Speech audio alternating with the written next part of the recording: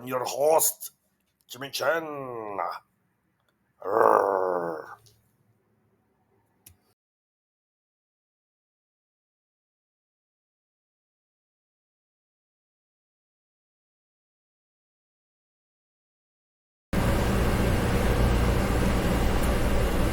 Hello and welcome to Food for HNM.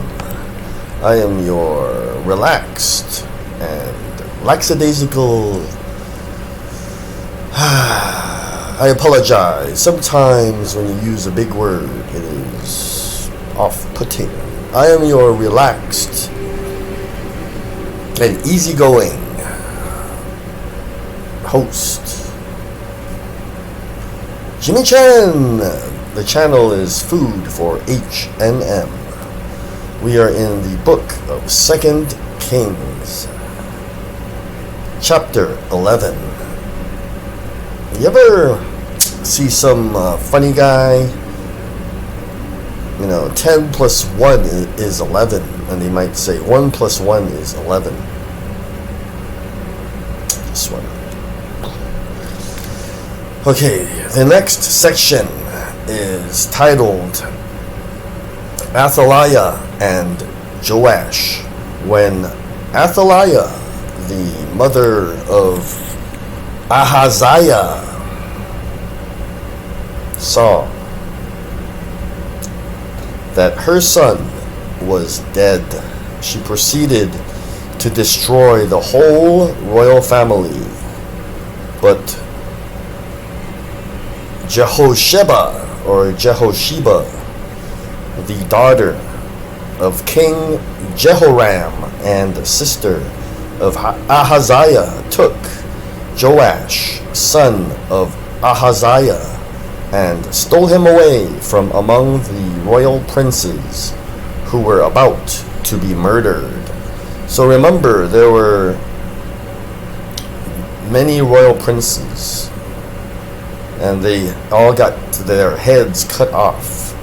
She put him, this is Joash, and his nurse in a bedroom to hide him from Athaliah, so he was not killed.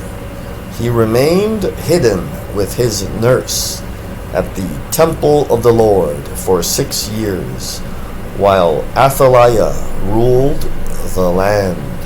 In the 7th year, Jehoiada sent for the commanders of units of 100, the Carites and the guards, and had them brought to him at the temple of the Lord. He made a covenant with them and put them under oath at the temple of the Lord. Then he showed them the king's son. He commanded them, saying, "This is what you are to do. You who are in the 3 companies that are going on duty on the Sabbath, a third of you guarding the royal palace, a third at the Sur Gate, and a third at the gate behind the guard, who take turns guarding the temple. And you who are in the other 2 companies that normally go off Sabbath duty are all to guard the temple for the king. Station yourselves around the king, each of you with weapon in hand. Anyone who approaches your ranks is to be put to death. Stay close to the king wherever he goes."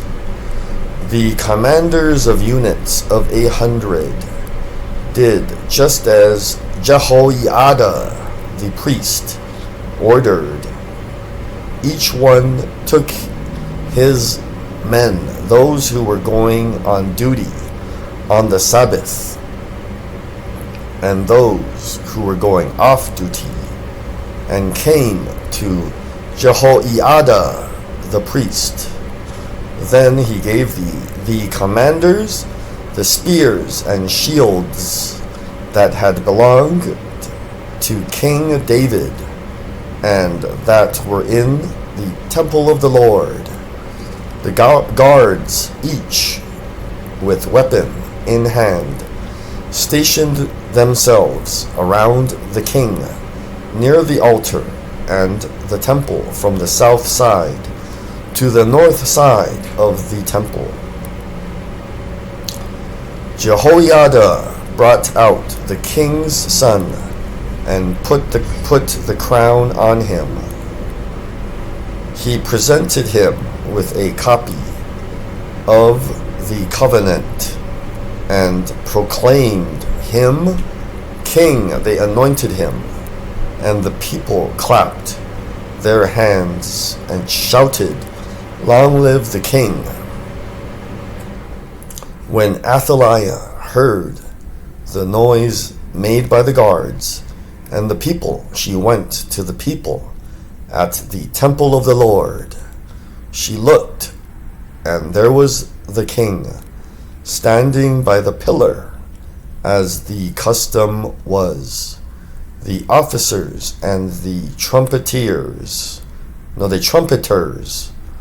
were beside the king, and all the people of the land were rejoicing and blowing trumpets. Then Athaliah tore her robes and called out, "Treason, treason!" Jehoiada the priest ordered the commanders of units of 100 who were in charge of the troops, "Bring her out between the ranks and put to the sword anyone who follows her." For the priest had said, "She must not be put to death in the temple of the Lord." So they seized her as she reached the place where the horses enter the palace grounds, and there she was put to death. Jehoiada then made a covenant between the Lord and the king and people, that they would be the Lord's people. He also made a covenant between the king and the people. All the people of the land went to the temple of Baal or Baal and tore it down. They smashed the altars and idols to pieces and killed Matan, the priest of Baal, in front of the altars. Then Jehoiada the priest posted guards at the temple of the Lord. He took with him the commanders of hundreds, the Carites, the guards, and all the people of the land, and together they brought the king down from the temple of the Lord and went into the palace, entering by way of the gate of the guards. The king then took his place on the royal throne.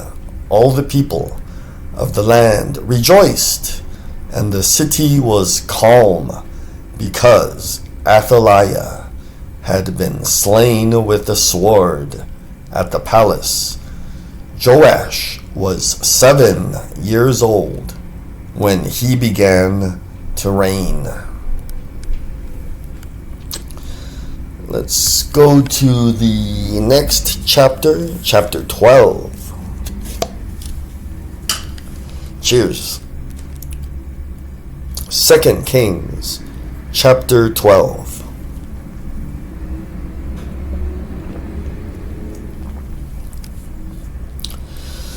The next section is titled, Joash Repairs the Temple. In the 7th year of Jehu, Joash became king, and he reigned in Jerusalem 40 years. So 40 years. His mother's name was Zibiah. She was from Beersheba. Joash did what was right in the eyes of the Lord all the years. Jehoiada, the priest, instructed him. The high places, however, were not removed. The people continued to offer sacrifices and burn incense there. Joash said to the priests, "Collect all the money that is brought as sacred offerings to the temple of the Lord."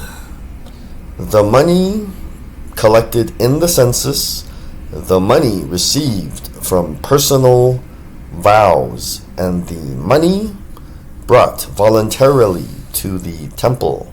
Let every priest receive the money from one of the treasurers, then use it to repair whatever damage is found in the temple.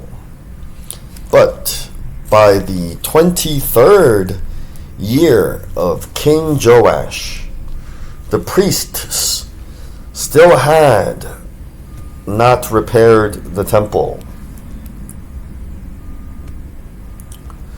Therefore, King Joash summoned Jehoiada, the priest, and the other priests, and asked them, "Why aren't you repairing the damage done to the temple?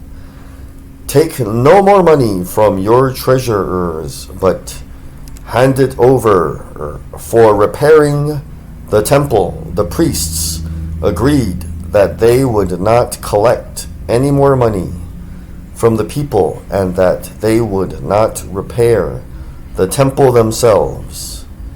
Jehoiada, the priest, took a chest and bored a hole in its lid. He placed it beside the altar on the right side as one enters the temple of the Lord.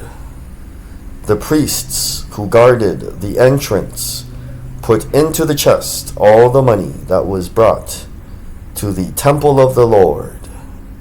Whenever they saw that there was a large amount of money in the chest, the royal secretary and the high priest came, counted the money that had been brought into the temple of the Lord, and put it into bags.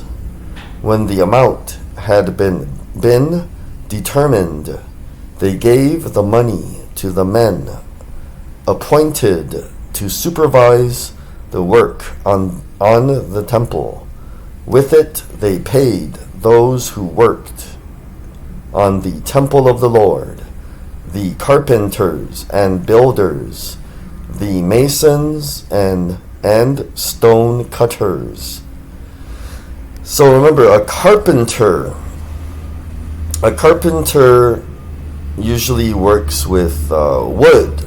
Like, they know how to cut wood and measure wood, and they know how to use nails to nail wood together, glue, and you know how to glue wood together. And well, they usually know how to do many things. Carpenters know how to do a lot of things. And a builder, I guess, knows how to build many things, but we're talking about like a building, builders. So a builder, he knows how to, the entire building. He knows how to get it all, done the right way. And then a mason is someone that like glues bricks together,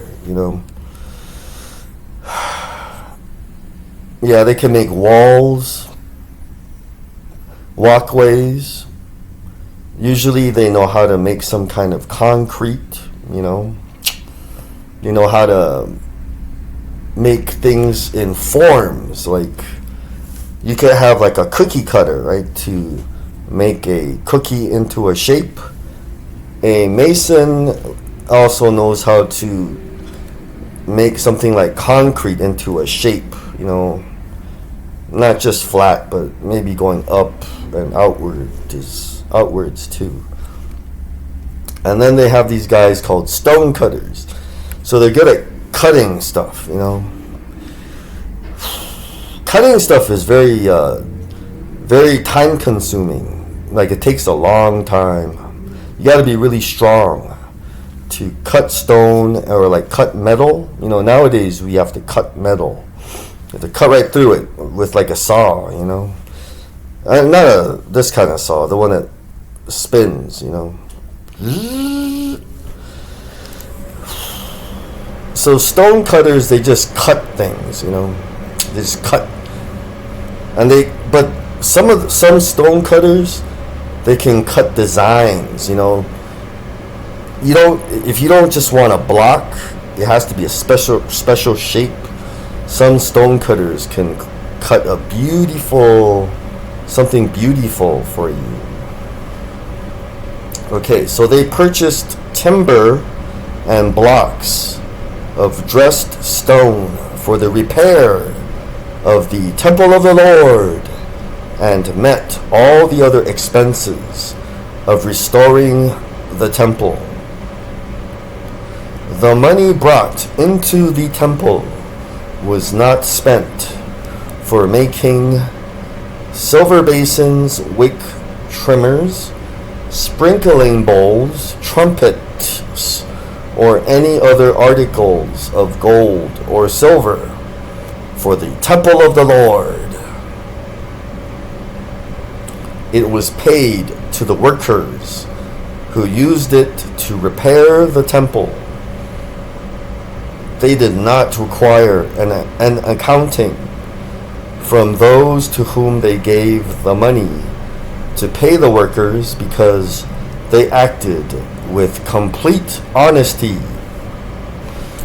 The money from the guilt offerings and sin offerings was not brought into the temple of the Lord. It belonged to the priests.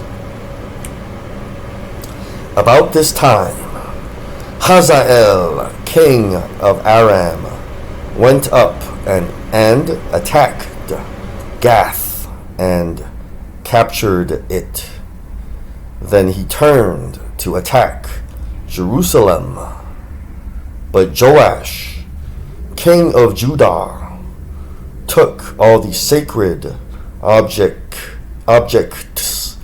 dedicated by his predecessors, Jehoshaphat, Jehoram, and Ahaziah, the kings of Judah, and the gifts he himself had dedicated, and all the gold found in the treasuries of the temple of the Lord and of the royal palace.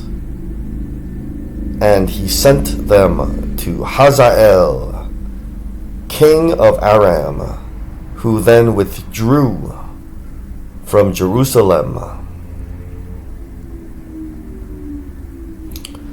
That's odd. Why did he give away sacred objects and precious things that were in the temple of the Lord? See, that's giving away money that's God's money. Aha, he's going to get in trouble. As for the other events of the reign of Joash and all he did, are they not written in the book of the annals of the kings of Judah? Judah, his officials, conspired against him and assassinated him at Beth Millo, on the road down to Silla. The officials who murdered him were Jozabad, son of Shimeath, and Jehozabad, son of Shomer. He died and was buried with his ancestors in the city of David, and Amaziah, his son, succeeded him as king. Let's stop there. Thank you for listening. Remember, believe in the Lord Jesus. We are all imperfect, in need of the perfect one. He is Jesus Christ, the Lord. He is the perfect one. We are all, but there is a Bible verse. We all fall short of the glory of God. We all fall short. So we are short people in need of the long person. But what I mean is, he is long suffering. That means he is patient. The Lord Jesus, even though he seems powerful, and he says that he never fails to act, but he always stays his hand for a long time.